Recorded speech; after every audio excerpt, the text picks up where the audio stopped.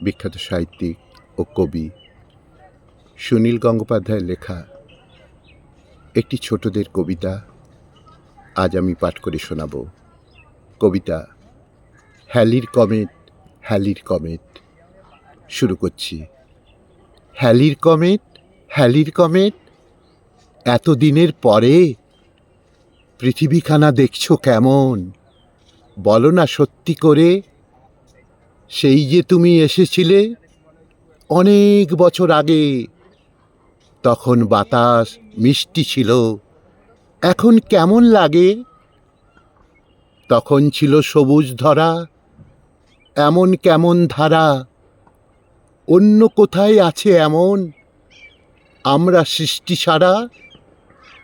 দেখছো কত নতুন কিছু, লম্বা লম্বা বাড়ি, বিজলি রেলের পাশ দিয়ে যায় রিক্সা গরুর গাড়ি, আকাশ জুড়ে বিমান রকেট করছে হাঁকাহাঁকি, অ্যাটম বোমার ধোঁয়ায় তোমার চোখ জ্বলছে নাকি?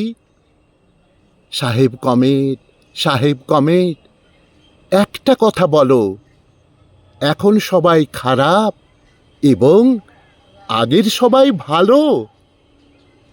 এই কথাটা মানতে আমি কিছুতেই পারবো না। কালোর মধ্যে আলোও থাকে, ছায়ের মধ্যে সোনা। কালোর মধ্যে আলোও থাকে, ছায়ের মধ্যে সোনা।